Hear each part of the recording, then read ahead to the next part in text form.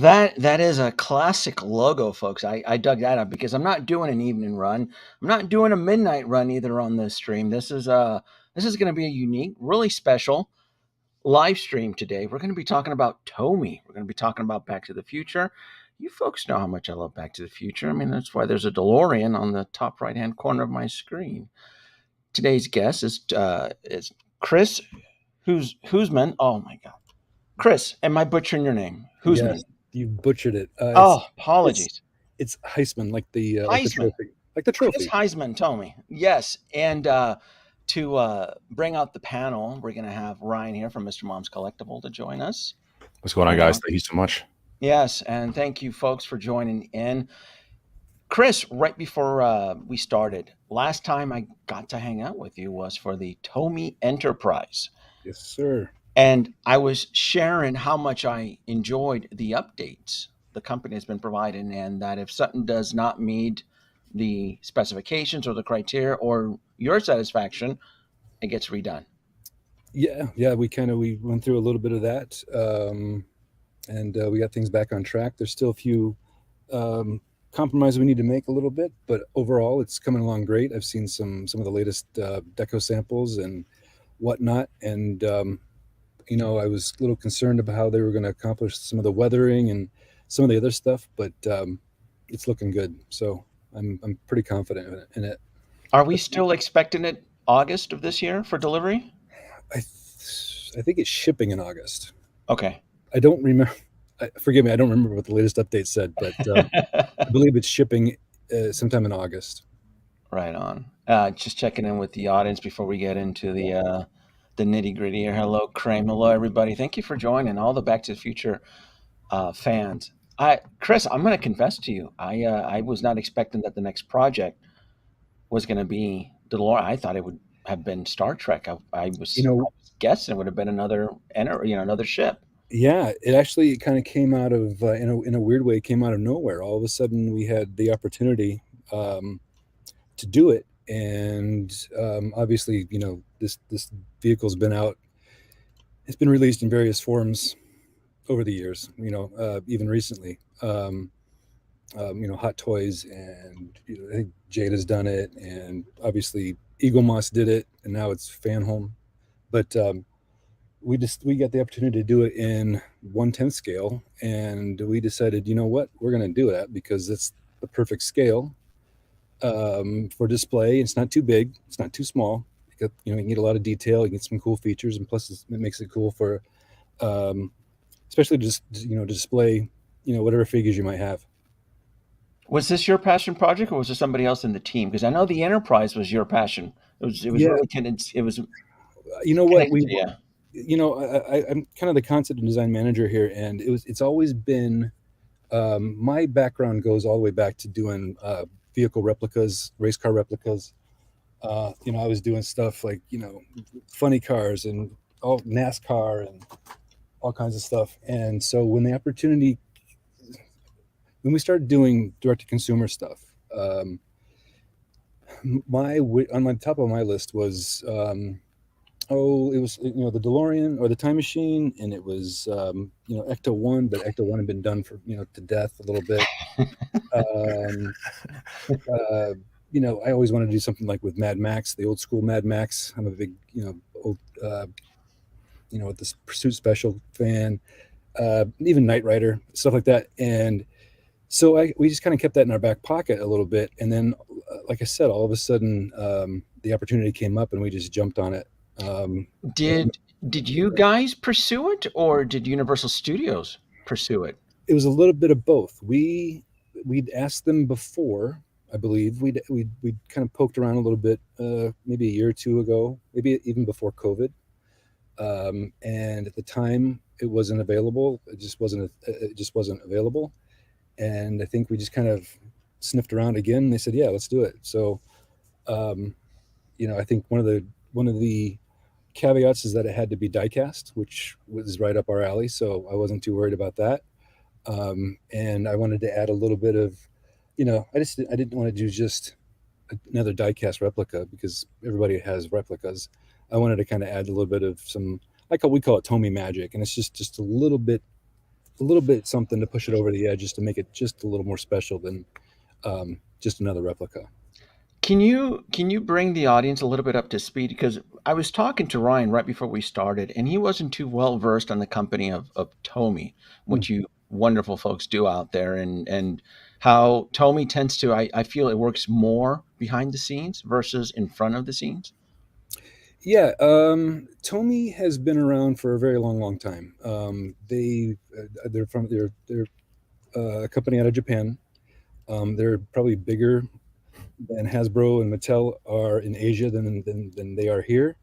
Um, Several years ago, back in you guys might remember back in the 80s and 90s, Tomy actually had quite a gigantic line of toys and games and all kinds of stuff. I mean, you go back and look, if you look through the catalog, you'd be like, oh my gosh, I had all of these. And then, yeah, so then after a while, they decided that they wanted to really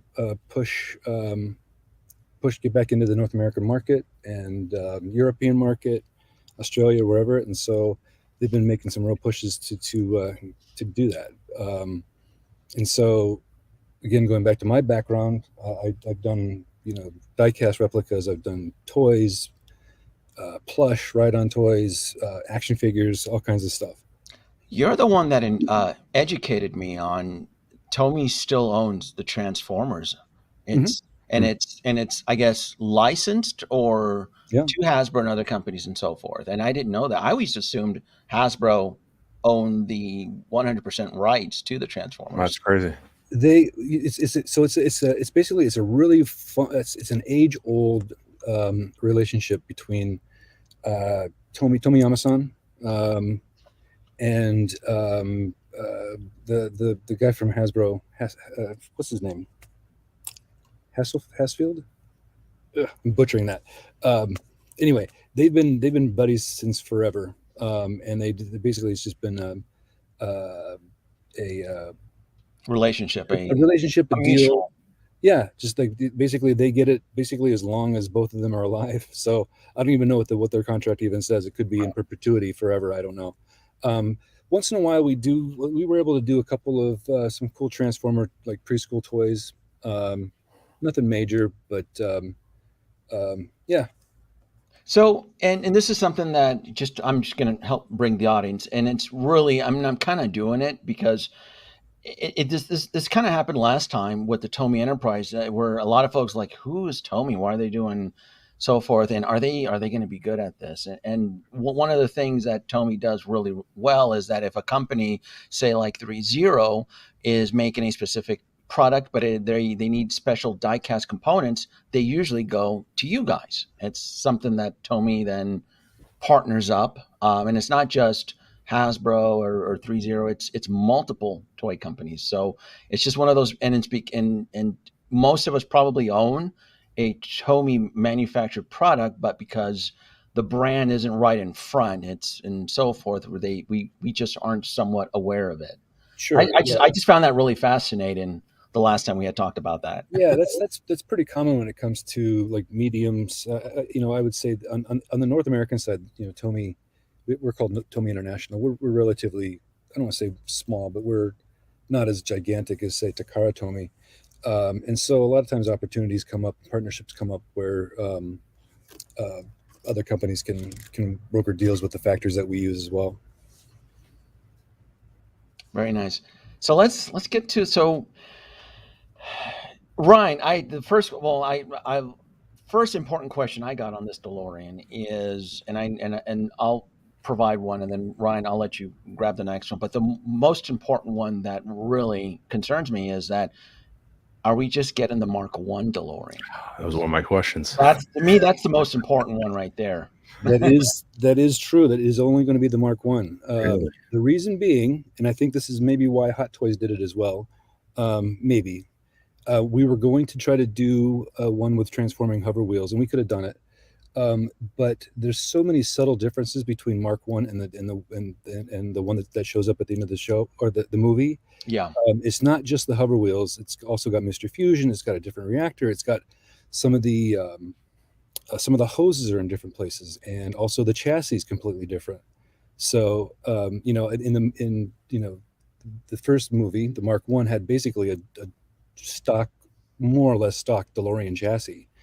Whereas if you, and of course they don't, no, at the end of the movie they do show when Doc goes into hover mode, when it flies past Mm-hmm. the camera, you can Yeah. see the bottom, and you can see these strange like repulsor type of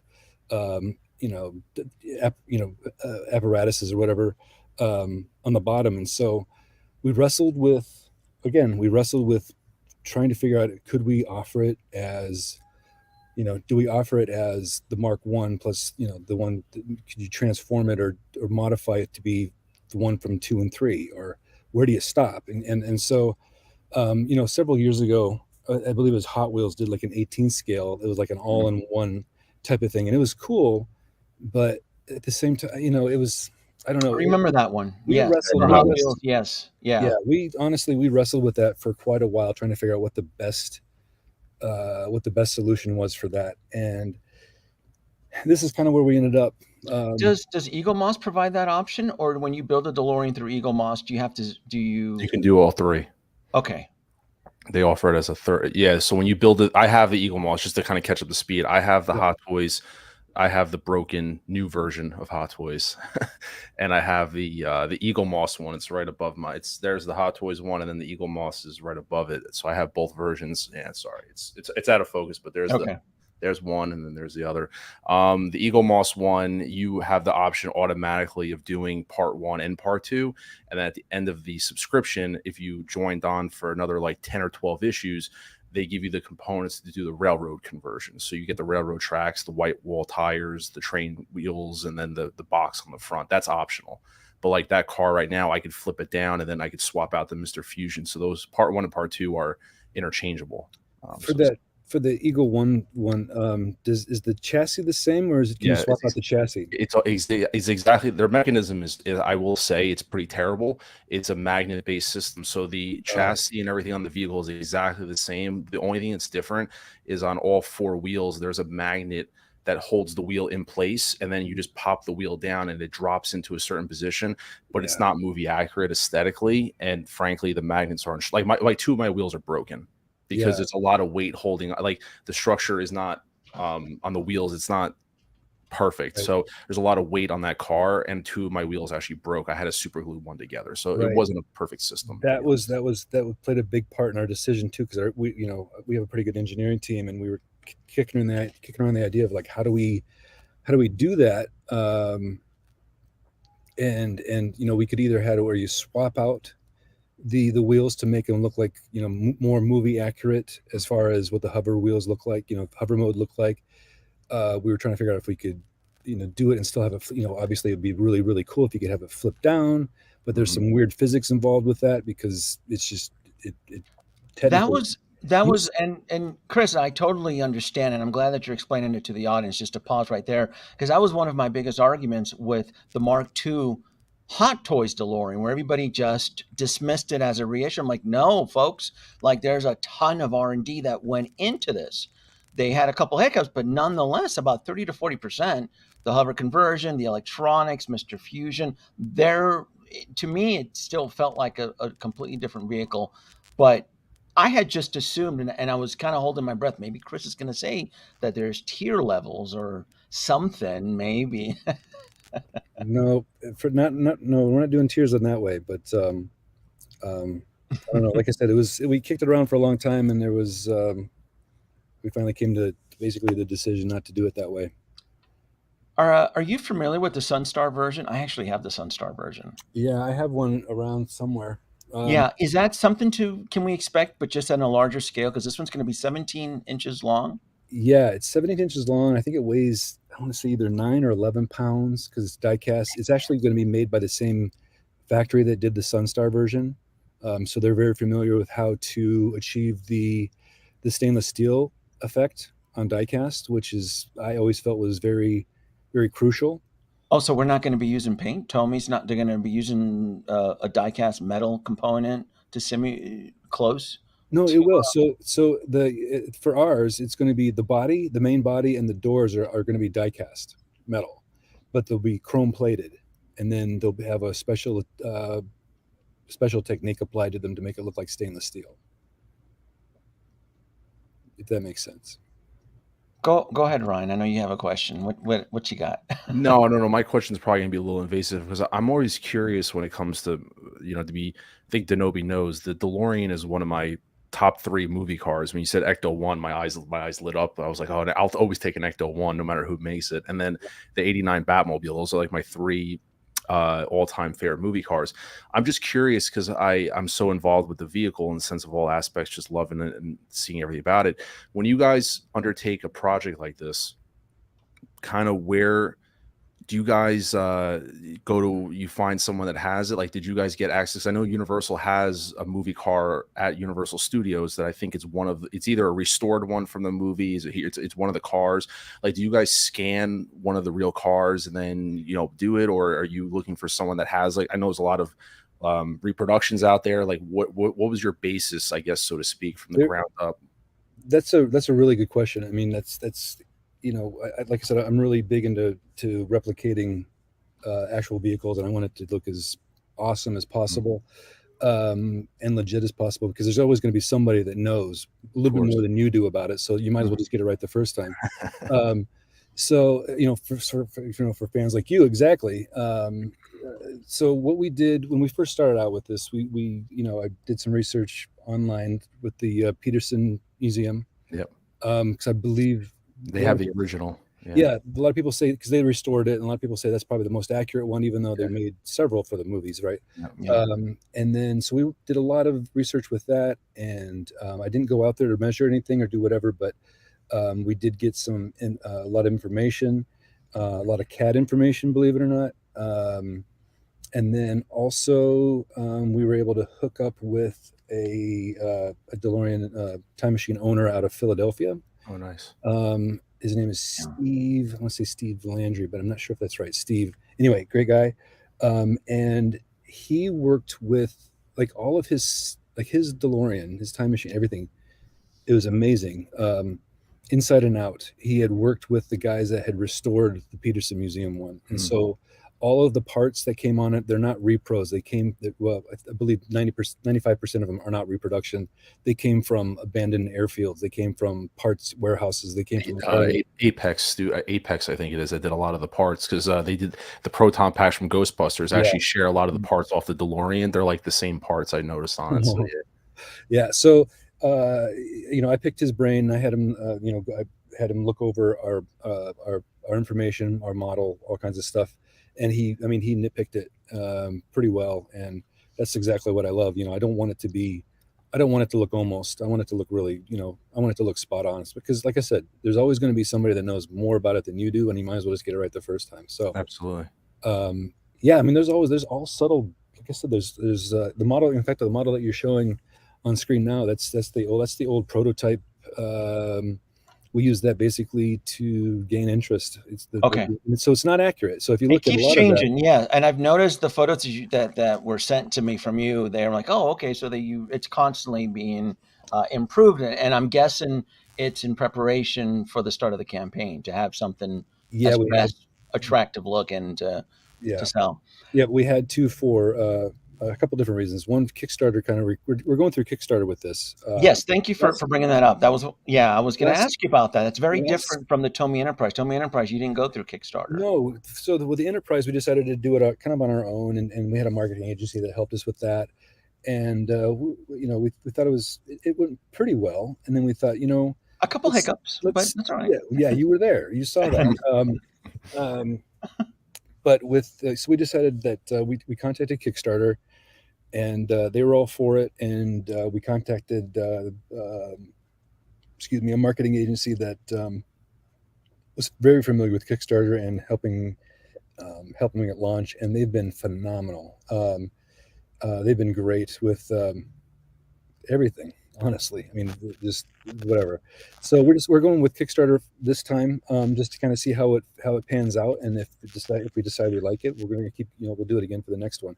So going back to that, Kickstarter, they kind of required us we needed to get a model made as fast as possible, and it wasn't, we did a first round CAD on it, and I knew it wasn't right, but I had to go to model on it, and so we just ran and decided to tear it apart.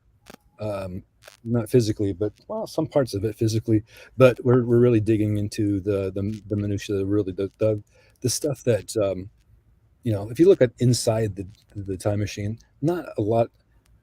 Most people don't know what it looks like inside there. They're familiar with the outside, but even on the rear deck, they're not 100% familiar with what that looks like. We want to make sure that it's right on the money. So you can open it up and be like, oh, so that's what the inside of the time machine looks like. Just what that's one of the things that you're referring to inside the actual the cabin area, right? Yeah, Mr. And there will be electronics, correct? I see. yeah. In fact, I have the model here, right? So this is the 1/10 scale one that I've been showing around to. We've had it, at shows and then this, that, or whatever. It's got, let's see. And it's not die cast though. That's just This is all like 3D printed parts and stuff like that. So you can see you got the flux capacitor going on in there. You got the meters. You got the time circuits that light up. You got the all kinds of fun stuff in there. Is that big enough for a 6-inch action figure? It will be. The issue that we have, we're striving really, really, really, really hard to get the figures to fit inside. The part of the problem is these figures weren't meant to. They weren't designed to fit into the cockpit of a car. So we're trying to find a happy medium of how do you modify the interior without making it look like you've modified the interior. The only thing that would be compatible would be the NECA action figures, but those NECA has a bad reputation for their QC issues. If you take a NECA action figure and you position 90 degrees, it usually snaps off. Right. So trying to figure out how to get around that issue. It's not going to be, we're not going to. I can't promise that it can be compatible with NECA because. Again, those figures don't bend right, and I don't want to make the driver's side twice as wide as it should be, in order to fit a figure inside. So we're coming up. We're working on it. We're trying to get some aesthetically pleasing results out of that. I think we'll get there. Is this date correct? The one that you provided, the Kickstarter starts July 11th and ends on August 11th. Okay. Correct. Yep. You by any chance going to be in San Diego Comic-Con, or Tomy is going to be at San Diego Comic-Con? I don't think so. I might go as a spectator, but we won't have. We won't be there at any official capacity besides just scouting things out. Cool. And then does this still hold up? The VIP early birds. It's changed a little bit. So don't quote me on this, but I believe it's the VIP early birds will still be able to purchase it for $2.99 the first week. But then the price will go up, I believe, by $20 increments for the next 3 weeks. Okay. So the earlier you get it, the better. The better. Okay. And that's so we noticed that when we did the Enterprise, that a lot of people, the first day there was a lot of orders, and then it literally fizzled, dead for the next until the end of the campaign, and then all of a sudden we got a bunch of orders, in the last 5 hours or whatever. The 11th hour. That's typically how it works with these campaigns, and it's not.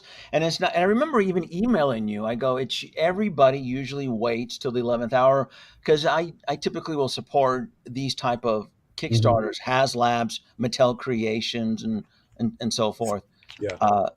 You're probably aware too that this campaign is going to be in direct comp because there's a few other campaigns out there right now. I know HasLab does but it is different though. I mean, I know HasLab is doing their G.I. Joe Dragonfly. Yeah, and then Mattel Creations just announced Jurassic Park. I saw that. Yeah, and I think Mondo has their timed edition Skeletor. And so everybody is definitely wooing the collectors. For support. I think the collector base is just broad enough, or even just for this, it's just focused enough that I think it'll be okay. Especially at the price point that we're at. I don't think it's $300 for a really good, highly detailed diecast replica isn't that much. Does that QR code still work on this screen? This is the one you sent me. This is supposed to. I'm assuming so. Let It's me try supposed that. to take us directly. So, folks who want to Let me try it. get access to the site, I'm going to leave the QR code up on the screen for a minute or so. And Yep, it still works. oh, beautiful, cool. And then I paid $5. Was that part of the early access? Was that part of the? It's part of the early access. Yeah. It was basically you pay $5 to get the chance to buy it for $2.99 the first Nice, week. nice. As I'm thinking here, any questions, Ryan? I'm thinking here. I might have missed it because I saw all this. So the campaign opens. What's the delivery window in terms of when? Oh, that's a good question. So if I, for example, get in between this Yeah. July 11th and August 11th, do you guys have right now? Not a gun to your head, but is there like an estimated time window, like Q something of a particular year, next year, year after? It'll be next year. It'll probably be summer of next year, late summer. Like Q3, Q4. Yeah, I would say, I think if the campaign ends August 11, and we get the ball, I mean, we're pretty far along with it already. Usually takes about 10 to 12 months for because you have to, we have to make all the molds and all the testing and all kinds of fun stuff like that. Yeah, absolutely. What's the quote? I forgot to ask you that. What's the minimum? Because you're going through Kickstarter, so there's usually a quote threshold that's in place. I don't recall exactly, but I think I want to say like 3,000 pieces. Oh, that's not a lot. No, I'm hoping we do a lot more than that. If you guys see, I was just about to ask because I know that when Denobi asked about the Mark II, if you want to call it, if you guys potentially, and I don't want to put you in a corner, but like if you see success on the Kickstarter, like it really takes off in your expectation, it exceeds expectations. Could that possibly entice the option of, well, maybe we got to do a second one, or maybe go down? I know right now you guys were kind of, it's one and done, but I mean, if the Kickstarter exceeds expectations, that might open up the window of, we might be onto something. It's definitely on the table. Gotcha. Okay, cool. It just kind of depends on how things go. Yeah, absolutely. Yeah, and that's the other thing too, because we're still a little bit early. It's still a few weeks away. Yeah, right. Just shy of 2 weeks till the campaign starts. Kickstarter is typically known for tier rewards. You don't foresee Tomy doing a reward system? There is, and you know what? We're still tweaking it up. We're still tweaking it. I don't think we've released it yet. That's why I wanted to do it, because remember when I had reached out to you and I was like, let's inform the fans a little bit closer, because these type of things, they radically change a lot, and they can. Yeah, I mean, you've seen it done with HasLab quite a bit. Oh yeah, HasLab on the 11th hour, boy, they start modifying their contractual agreements. yeah.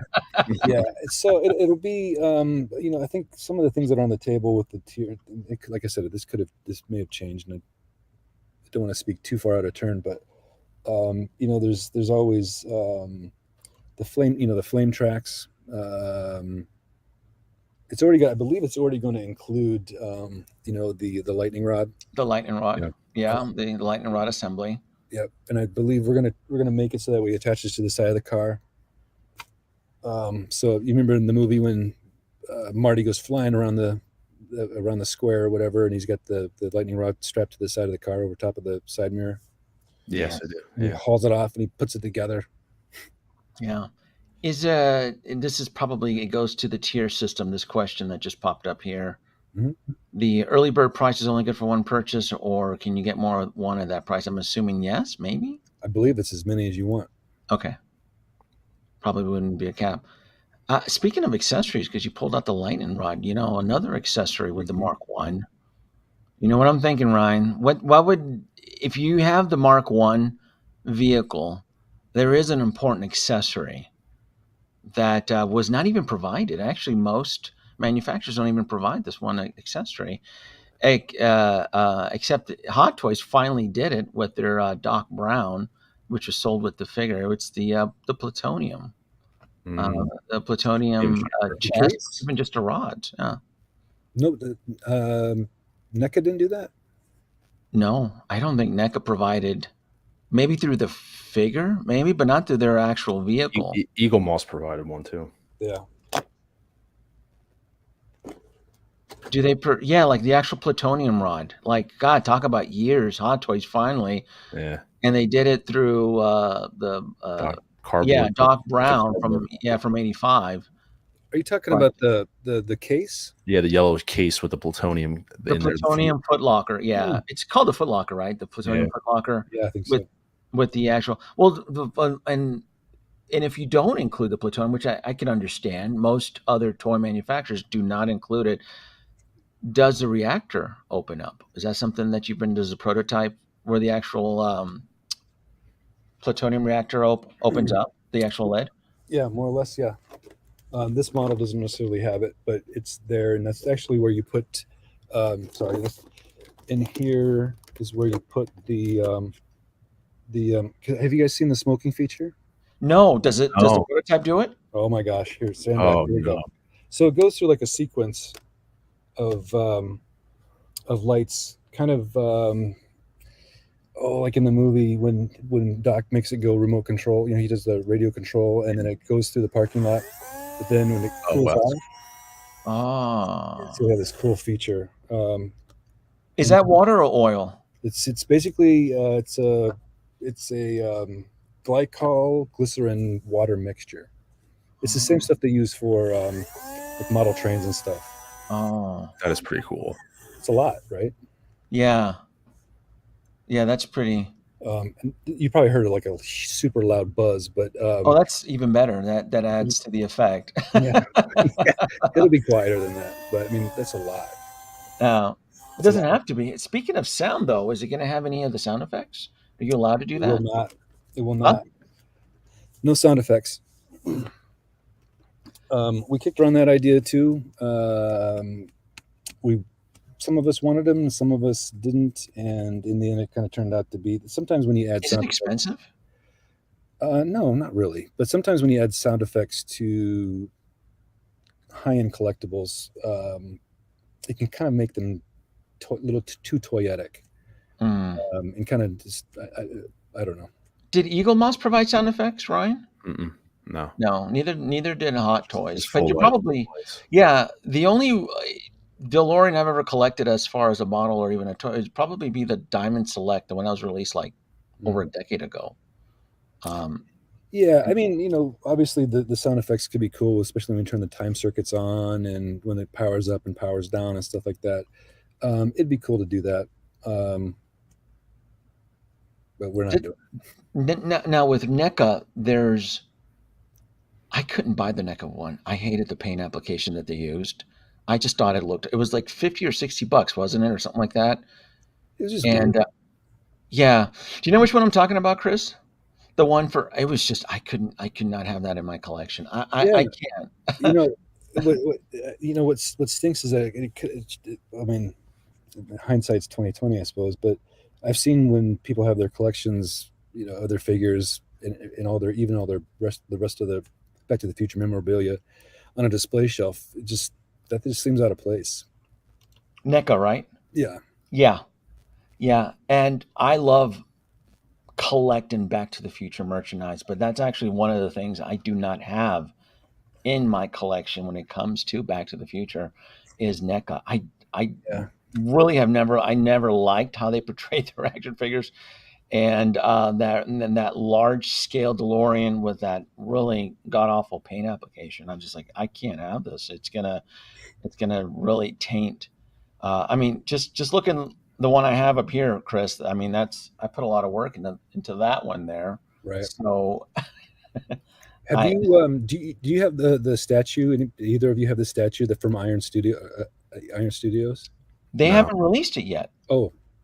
Now the actual Iron Studios characters of Marty and Doc have been released. Okay. But their actual DeLorean vehicle has not. Is that the part 2 one where they're all together? Like in the alleyway when it first. Yeah, there's 2 of them.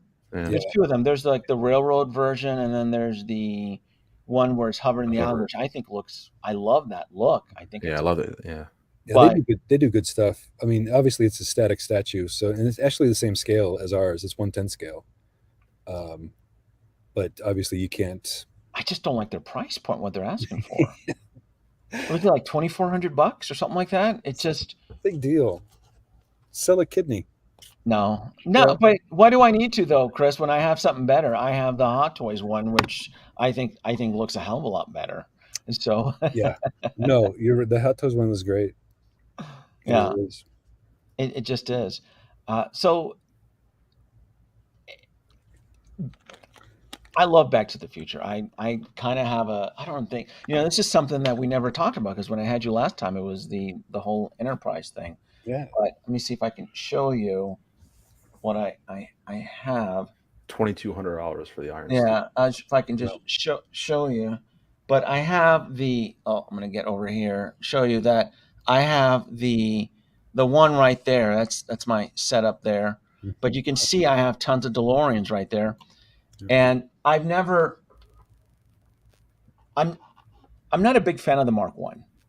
I've never been against the Mark One, but for me, as growing up as a teenager, the Mark Two and its hover conversion, as it's the one that's always sold me. To the point that when Hot Toys made the Mark One, I ended up spending a lot of money doing videos and tutorials converting the Mark One into the I hover watched that. conversion. Yeah, I followed that. Yeah, you know that, right? So the Yeah. fact that Hot Toys finally did it, and I still had to do little mods and tweaks and things like that. Yeah. It's still it just I like for it to fly. So I'm Yeah. kind of putting the energy out there. I'll support it. I will definitely support this campaign. I I'll just appreciate that. get one, but I would definitely love to support more if I knew of a Mark II feature or even a Mark II because is this the same set, Ryan? Is this the same scale to the Eagle Moss? Because I know you're in direct competition now to Eagle Moss. Eagle Moss is 1/8. Right. Oh, is that It's bigger or smaller than this? bigger. It's better. bigger. It weighs a lot. It's heavy as hell too. Like to Okay. move it, it's very heavy. What's the final price on that? It's I'm embarrassed to even say how much I paid for I did it. it's about let's just say it's about $12.99. It's about $12 an issue, not including shipping and tax, whatever. It's not $12 anymore, right? Well, whatever it is, around $12 at the time. So Okay. there's about 140 issues. So do the math. I think I've seen assembled ones like on eBay or even collector sites going for at least $3,500, $4,000. Yeah, and the problem with it is that I guess this is also another question I get asked, because when I was talking to Denobi about this, but like the Eagle Moss one is incredibly, it's detailed, but it has its inaccuracies. Yeah. And there's a lot of Facebook groups with amazing individuals who are making aftermarket modifications to bring it up, like the inner work, like the flux capacitor on that just blinks like the Hot Toys ones. It doesn't actually sequence like it does in the movie because there's limitations of what they could do for the part for the scale. Yeah. And there's people. So like I bought a legitimate flux capacitor that was like $60. So when you start adding on those numbers, I paid more than what it was retail, but I wanted it as accurate as possible. And that being said, even like the Hot Toys one, if we want to get it's accurate to an extent.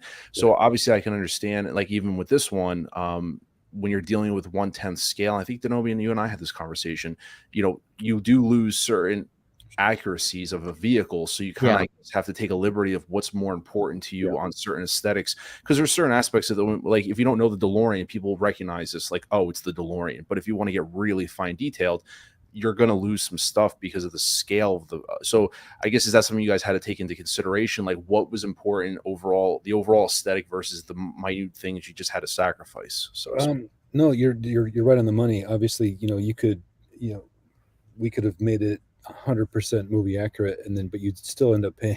You'd pay a couple grand for it, right? Just because of the scale of things and the materials of things, and what really gets it is like the assembly.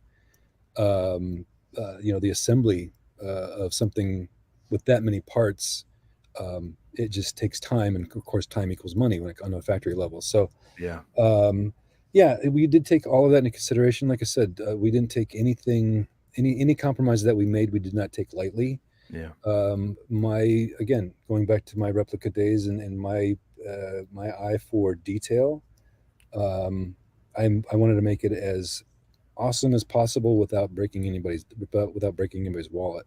And so I think, you know, for the detail, this, like I said, the model that I have here is not accurate. The one that you're seeing on the screen isn't accurate all the way either. We're going to get it as close as possible, and I think everybody's going to be super happy with it.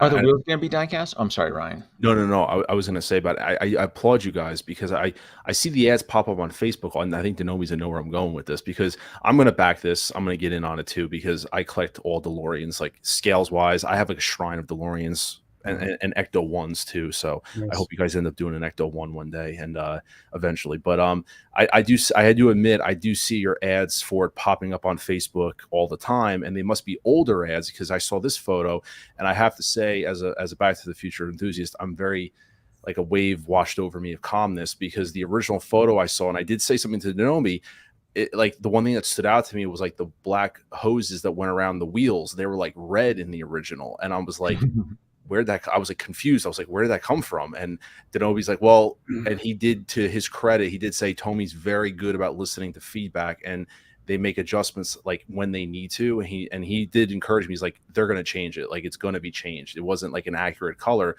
And now I'm looking at this. I'm like, yeah, it looks perfect. Like, it looks great to me. So Yeah, it's getting better.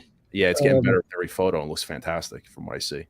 Yeah, I think, you know, again, like I said, when we're trying to figure out what to do with, you know, because even if you looked at like Hot Toys, and you look at the movie version, and you look at other versions, you know, when you start to get to those the cables and wires that run from all the flux boxes, everybody seems to be doing a little bit different. Mm-hmm. You know, where there's some, if you know, some of them have where they look like twisty, like, you know, Twizzlers, the candy, and some of them where it's just it's a rainbow cord, and then if you really look at it, it's just it's a clump of, it's like hair, right? It's just a clump of hair and like ponytails, and so we're still trying to figure out how to make that look as, because if you look at it in the movie, most of the times those colors don't show up. They're pretty washed out. They're dark, you know, especially when the car's been doing its thing and it's, you know, traveled through time a few times. It's really grungy and dirty. So those bright colored wires really aren't very bright anymore. So we're paying attention to that. Like, yeah, going back to what you said, those red wires were ugly. It was an attempt. It was an attempt to get some color in those wires without doing what is it? Red, yellow, blue, maybe green. I can't remember exactly. And like I said, when it comes to assembly and in the manufacturing side of it, that many wires bundled up like that, it gets really expensive. So we're trying to figure out how to not do that, but still make it look cool. Denobi, my marketing director, Travis, I sent him the link to here, to the show, so he might be popping in. Sure. Bring him on. Did you say the wheels are not going to be die cast? They're going to be okay. How many batteries? Do you know what the power source? Not quite sure yet. The model that we have uses 6 AA's, and we had this on display at the Philly Fan Expo, and we had that thing running constantly with the smoke and the LEDs and everything, and doing that constantly, those batteries lasted, I don't know, 6 hours, 7 hours at a time. So there's Travis. Hey, hello. I don't think I met you. Were you new, right? I don't think. Is he new, Chris? I don't think I've ever met Travis before. You never met him. He's not new. He's been here about as long as I have. Yeah, I'm a dinosaur. I was part of the Enterprise, but I was kind of behind the scenes because Chris is a big Star Trek fan. All right. And I just wanted to chime in on the marketing side. Everybody who orders the Back to the Future Time Machine at $2.99 is going to get Einstein for free, the little Einstein figure. Oh. And priority shipping. You're going to get your time machine faster than anybody else. Oh, look. Is that him? Is that the one? It was better than the Hot Toys one. I was going to say, that's cool. He's awesome. That is neat. So he's really cute. So we're getting Einstein for the early birds, and then I was grilling Chris a little bit earlier on tier systems, since you're going through Kickstarter, and I didn't know if there would be tier rewards.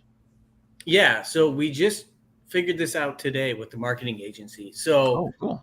at 2,500 pieces, everybody's going to get the lightning rod, which will attach on the side of the car and the back of the car. And then at 5,000 pieces, everybody's going to get the flame tracks. Ah. So your best bet is to get it at $299 because every week after that, the price is going to go up by $20. Okay. And you're going to get Einstein for free when you order at $299, and he's like a $20 value. So if there's a backer that comes in late and they get it at full price, they can still get Einstein, but it's just Einstein is just included with the $299 off the bat. After $299, Einstein's going to cost you $10 as an add-on.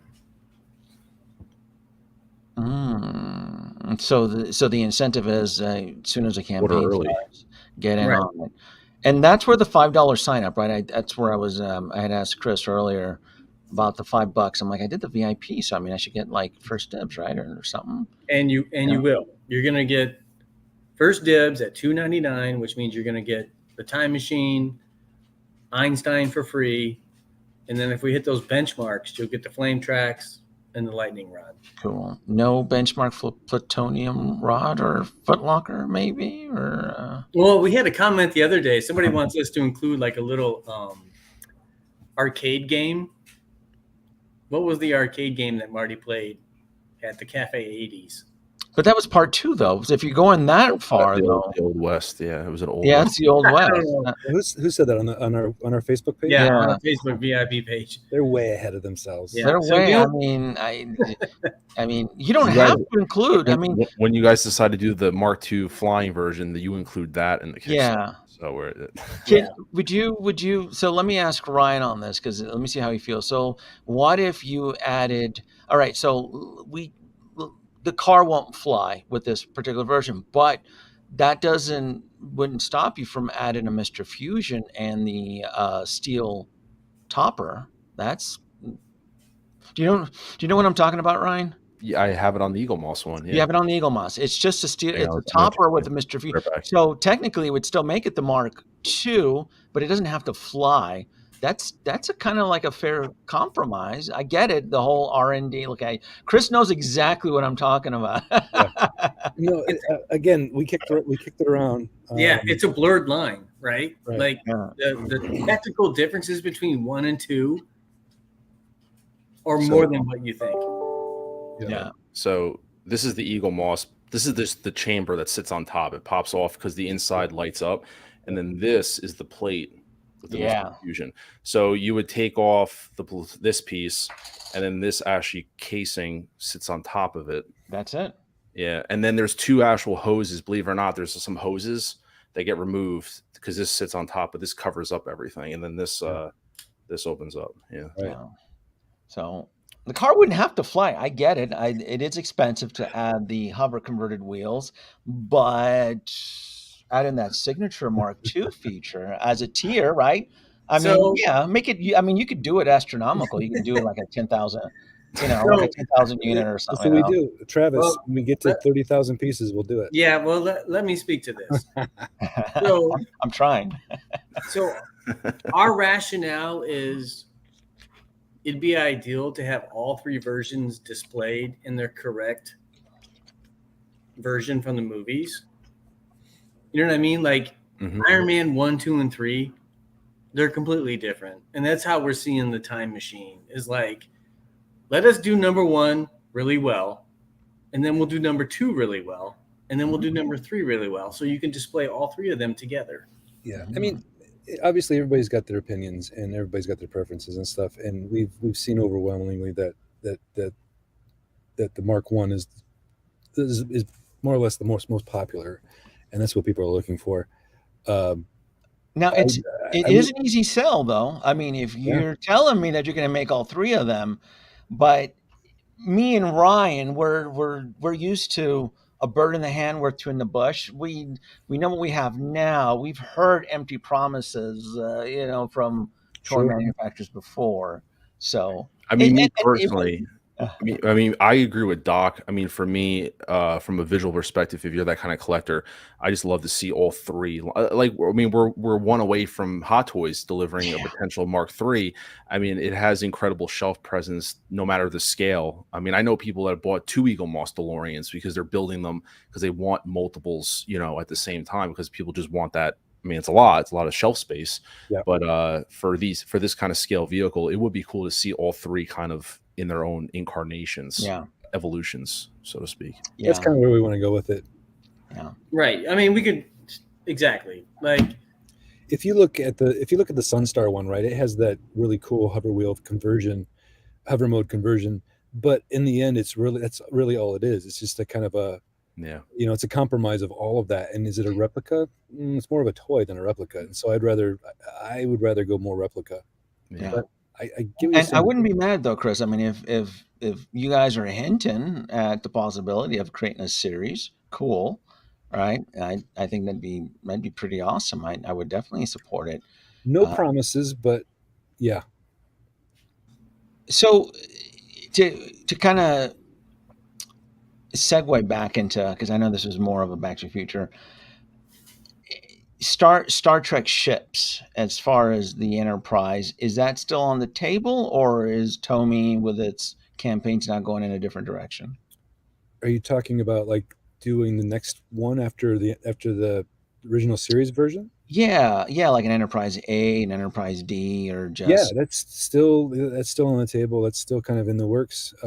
We wanted to, obviously, we didn't want to come up with them. We didn't want to release them one right after the other, only because we would be asking people to commit to a replica that when a second in a series, when the first one isn't even in their laps yet.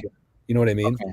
And it was, and it's that comfort that I'm kind of seeking right now, where it's the whole campaign process is fairly new. A lot of the toy companies are doing it now, and it's just a little bit of concern where we're going from the Enterprise down to the DeLorean. I'm like, well, are they going back to cars now? They're going to abandon? No, it's actually, if you think about it, it's very it's more or less tactical. The strategy is good because the Star Trek crowd generally isn't going to buy the DeLorean, right? That's correct. Yeah, it's almost a two-party system there. And so if we were to come out with, again, like if we were to do another Star Trek ship, a lot of people can afford a $600 ship, but again, it's what, without them seeing the first one, they're not going to want to order the second. So what we're going to try to do is kind of like spread the love a little bit. So and I can wait. I just wanted to make sure that it wasn't abandoned once we got the Enterprise. That's it, guys. We're not going to go back, because you're right. That was something that you want to prove to the community. Hey, we can do high-end die-cast starships, and when we announce the next one, look at what we can do. It makes it an easier sell. I just wasn't sure if that ship had sailed. I'm like, look, we're gonna do in the TOS Enterprise. We're done now. We're gonna go back to cars because it's safe. Because Tomy does die-cast vehicles extremely well. What we're trying to do is show you how diverse we are. Like, we're not just a die-cast tractor company, right? Like, we can do spaceships, we can do time machines, and we've got other irons in the fire right now that we can't talk about. So we're just going to show you, I don't like to brag, but we're going to show you how good we are at what we do. I mean, I talked about this in the last Facebook Live. We're going to celebrate our 100th anniversary in 2024. And companies that are 100 years old, they're rare, right? Yeah. So this is just the beginning. You guys are going to see some amazing things from Tomy in the next couple of years. Yeah, we can't divulge anything else. I mean, I can't talk about other things, but yeah. Well, Chris already promised us an Ecto-1, didn't you? Early in the beginning of the stream, didn't you do that, Chris? Didn't you let that out of the bag already? No, I promised a John Deere tractor. I'd be honest with you, the Ecto-1 is so overplayed. I would love to have the Ecto-1A from Ghostbusters 2. That's the one that I want. The Ecto-1 is very outdone. No one has done anything else except an Ecto-1, And I would love to have. I have a little guy right up there, the Hot Wheels 1/18th. That's because Ghostbusters 2 was actually the first movie I ever saw, and I fell in love with that car with all the extra lights and everything on it. So, but yeah, I mean, I know you guys aren't able to divulge anything. I'm not going to try to press, but I mean, 80s. There's some 80s vehicles in general is like a pop culture phenomena on its own. As I told you, my big three are the DeLorean, the Ecto-1, and the '89 Batmobile. Yep. I mean, I'm sure if there's success here, you guys obviously have other 80s vehicles potentially to be looked at. I mean, I'll just leave it at that, obviously, but I mean, 80s alone has so much. Well, you're absolutely right. And we did a survey right before COVID, and the Enterprise and the Time Machine, and I can't name the other ones, but the 80s nostalgia and the 90s, early 90s nostalgia, it's big right now. That's what's driving the kidult industry. Yep. And to be honest with you, the kidults are keeping the toy industry alive. If you look at the numbers, it's not the toys that are driving the industry. It's the high-end crowdsourced kidult collectibles. Yeah, we're the last generation that wants to spend real money. Right. We're the only ones that have money to spend on toys. You know, and for the record, I like to spend money on expensive toys, Your Honor. Yeah, exactly right. Hey, at least it's not Beanie Babies. There you go. I'm gonna guess. I got a Ghostbusters Plus. I got a Ghostbusters fan in the crowd there. A Ghostbusters Plus collector. Well, like I said, I planned. You know, I did my due diligence for the Back to the Future community. I don't know what else I can lobby for, Ryan. I petitioned for the Mark II. I mean, I'd be happy with the Mr. Fusion. You know, I'd even be happy to put it at an astronomical tier, right? But it's just a hope, right? The dream. Yeah. Part two was the one I saw, and I'll age myself, but I saw Back to the Future 1 in theaters, and I saw 2 in theaters, and I never got to see part 3 in theaters. But part 2, I always was the one that to me, it felt fun. Like, man, this movie is just a phenomenal adventure. And it broke my heart that the car did not fly in part 3. I'm still kind of, 30 years later, I'm still kind of butthurt about that. The car should have flown in the way. I get it for the plot, for the exposition of the story, but the fact that the car didn't move, I mean, it's cool. I love the whole thing on the railroad and all that stuff, but I think what really made part 2 so unique and so much more fun for me was that it did fly, and the whole hover converted technique, but again, I'm still devoted. I still love the films. I'll still play it in the background while I'm working on a model or a project or something like that. And I'll when it comes to high end DeLoreans like this, or like the Mark I, or the Time Machine, I am very much game, because I have the Sunstars. I even have the Diamond Select. I have a lot of the high end. I even have that Mattel, the one that I just don't have that one on display because I kind of ran out of space. But when it comes to the DeLorean, the only one I've ever not allowed into my collection, or even in this room, would be NECA. NECA, it just felt not. I know there's NECA fans out there. Please, I just never felt it. I might have to go on eBay and buy that right now, just for spite. The NECA. Have you seen it, Ryan? Have you seen the NECA version? Yeah, I've it's seen it. Rough, man. It's like, eesh. I don't want to talk about NECA, but what scale is that? Oh, I think it's like 1/20th or something. I think so. Yeah, it doesn't fit the figures. I know it doesn't open up inside. I don't even think it's a legit scale, and that's a weird thing to say because there's so many legit. Yeah. You know what's funny? You know what's funny about Back to the Future 2 is it set the path for Avengers Endgame. Like, when I watched Avengers Endgame, I immediately thought of Back to the Future 2. Am I the only one that thought that? With the time travel? Yeah, exactly. And there's going back and fixing duplicate. Well, and it was referenced in a tongue-in-cheek. I mean, that was so when Ant-Man was referencing the time heist, and it was going through my head, so it made me feel a lot better that When Tony they called out Stark. Back to the Future. Yeah, he's like, he goes, please tell me your whole plan does not revolve on on a time machine. I'm Back to the Future. So I thought that's cool that it was called out, right? Yeah. And I even enjoyed the gag with Flash, and the new Flash movie with the alternate timeline that Marty McFly was played by Eric Stoltz, right? Because that's fun. That's cool. I even though I felt the joke ran a little bit too long, I get the joke what they were aiming I for. haven't seen that yet. Is that good? It's good, other than the effects. I enjoyed the film. That was a really good movie. Yeah, I'm not going to say anything about DC movie. I heard that the effects were on par with the Scorpion King, Scorpion King. or the Scorpion from the Mummy 2. Yeah, the special effects were very questionable. That's too bad. Sorry, but do you guys remember when they had to like blur out the mustache on Superman? Yes. Yes, I do. I'm sorry, but he has to make a Mission Impossible movie. And I don't have much hype or much enthusiasm for the next couple DC films because we have what, Aquaman and the Blue Beetle. Blue Beetle. And I think that's going to be about, the Blue Beetle. Yeah. They might as well just make another Tick movie, like a good Tick movie. Well, we should talk about Back to the Future before we leave. Yes. So, No. are you allowed to talk about DC and Marvel right now? Yeah. Can you divulge anything on Tomy working with any other signature IPs? Maybe. Well, that was the opposite direction I was going. We're not supposed to talk about any of those. We're supposed to talk about what we're doing in a couple of weeks. I told This is his show.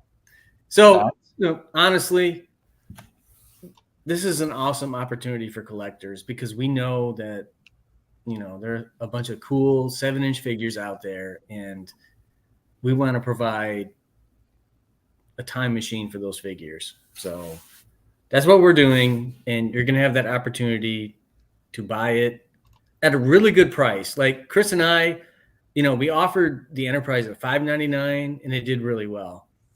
And this one's priced at what, Chris? $2.99 with Einstein? Diecast too. Yeah. And diecast. And oh my gosh, when we were in Philly, people were just amazed at the detail and the features and the smoke feature. Like, I'm pretty sure the smoke feature's never been done with a time machine before. No, it was funny when we were demoing it at the show. People were like, "Oh, yeah, that's a kind of a cool replica. Hey, it's a time machine replica." And as soon as it smoked, people's like, I thought they're going to break their necks. They're like, "What?" It's pretty cool. So I feel we've hit the nail on the head with that. I think it's gonna be good. Well, like I said, I am excited. Campaign starts July 11th. July 11th. I'll put the banner up, and campaign starts July 11th. Ends on July 11th. Ends on August 11th. Chris, I already asked you. You're not going to be at Comic-Con. Are you, Travis? Are you going to be at Comic-Con by any chance? No, Chris and I are pretty much joined at the hip. So wherever he goes, I go. Oh, my dog just saw a squirrel. But we went to Philly because the whole Back to the Future cast was there. So that's why we chose that, and we had that real car rental. So it just all these pieces came together. But I just want to tell everybody to make sure you order this within the first 48 hours because I don't know how long that $2.99 price is going to last. Okay.